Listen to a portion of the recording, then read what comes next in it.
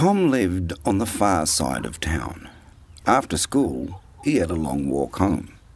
He enjoyed walking, but not if the big boys were at the crossing. They always picked on him. Today was one of those days. He could see Ron, George and Lewis perched on the fence ahead. Tom walked faster, hoping they would leave him alone. Fat chance. What's with the cap? What cap? The Swans cap on your head. We don't like it. Take it off. You a Swans fan? No. Why are you wearing it then? My dad gave it to me. Does he like Adam Goods? Probably. Adam Goods is rubbish. Is that why your dad likes him? Because he's rubbish? But Adam Goods won the Brownlow medal in 2003 and 6. Lewis, George and Ron didn't like Tom getting smart with footy facts, so they hit him. Tom fell to the ground. Jerk. Fell over, mate. Get up. Get up or I'll hit you. Tom started crying because he was scared. You come here again and you're dead. Lewis kicked him in the leg and the big boys walked off. A fierce pain gripped Tom's leg, but he got up. He cut his arm, but he didn't care. The bullies had gone. Tom picked up his cap and left. When Tom got home, the house was empty. Even though they were gone, the big boys' voices echoed in Tom's head. Fell over, mate. Get up. Tom tried to forget about being bullied, but he could still hear the big boys' voices in his head. Get up or I'll kick you. You're dead. A big sadness hit him. It made him weak, so he lay down on his bed. Outside, Tom's dog Paddy was looking for him. Tom, where are you? Paddy came into the house.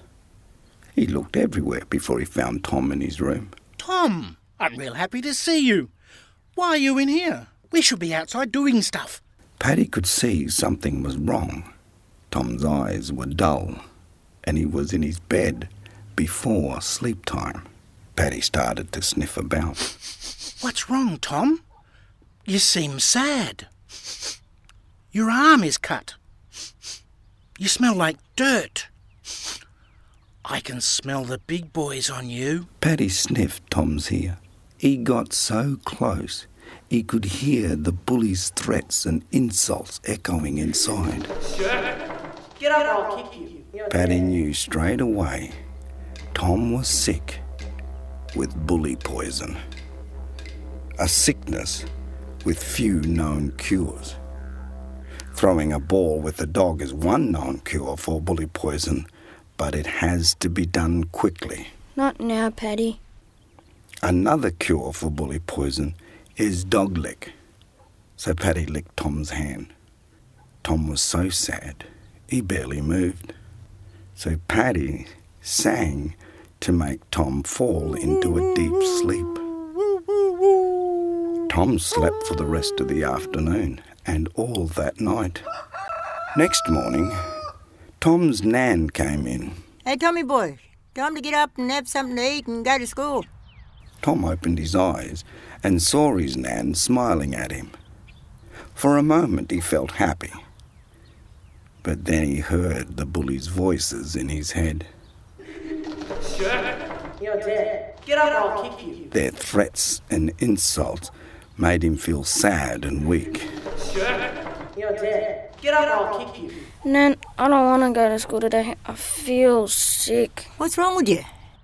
I feel dizzy and my arms are heavy. Do you want something to eat or...? No. Nan felt his head for fever. She looked at his eyes and tongue. Finally, she took his pulse. Oh, you sleep then and I'll leave breakfast out just in case you feel better, eh? After Nan left, the bully's threats danced back into Tom's head. He was sick with fear again. You're dead. Get up or I'll kick you. Paddy licked Tom's hand again, but he was lost in sadness. Late that morning, Tom's friend Magpie dropped by. Hi, Tom. Hi, Paddy. Any crumbs left for breakfast? He can't hear you. He's sick. Oh, what's made him sick? Bully poison. Oh, that's bad stuff. Did you try throwing the ball? He won't come outside. Did you lick his hand? He wiped it on the sheet. Bully poison is powerful stuff. Magpie hopped to Tom's bed. He craned his head and listened at Tom's ear. You're dead. Get up or I'll kick you. No wonder he's sick. He's got 3 nasty voices in his head. Those voices are so loud he can't hear us. Tom is our mate. We have to do something. As a last resort, when a magpie and dog find themselves in trouble, they can sing up magic. It's strong magic. But because birds and dogs rarely agree on anything, no one knows what will happen when they do. But Magpie and Paddy wanted to help Tom. Tom didn't hear the singing. He was too sad. He just looked at the wall. The air shivered as Paddy and Magpie's magic started to work. Something moved on the wall. Tom looked at the swans poster his dad had sent him. Then Adam Good's eyes moved. What are you doing in bed, Tom? You should be at school. Adam Goods! I'm sick. That's not what your nan said. I got bullied by the boys at the crossing. Lewis, George and Ron. That's a big team. Did they hit you? Yeah, they gave me a dead leg. Sounds like finals footy. Were you carried off? No, I walked home. Oh, champion. So why are you still in bed? The leg's still hurting? No, I just don't want to go outside. Did they fill your head with threats and insults? Yeah, now I can't stop hearing them. What can I do? Treat bullies and their words like a bad smell. The people you want in your head are people who love you, who are in your family, who are always there for you. Nan, Paddy, my magpie, and Dad. That's your team. Think of them next time you go to the crossing and you'll be strong enough. Okay. When those boys come, don't chat. Just ask them why they're bullies, okay? Okay, I'll try. How you feeling now? Good? I have to go now, Tom, but you should eat your nan's breakfast. Okay. Adam Good's picture went back to normal. Tom looked at it for a long time, but he was gone. Probably to football practice. Tom got up. He patted Paddy, ate breakfast, fed Magpie, and thought about what Mr. Goods had said. Before Tom left the house, he collected a few things to remind him of the people he loved and went to school. That afternoon, Tom saw the big boys waiting at the crossing. They shouted at him. You again? We told you not to come here. As they walked to him, Tom imagined Nan's delicious big breakfasts and throwing the ball to Paddy. He let good thoughts fill his head, and with the good thoughts came warm courage.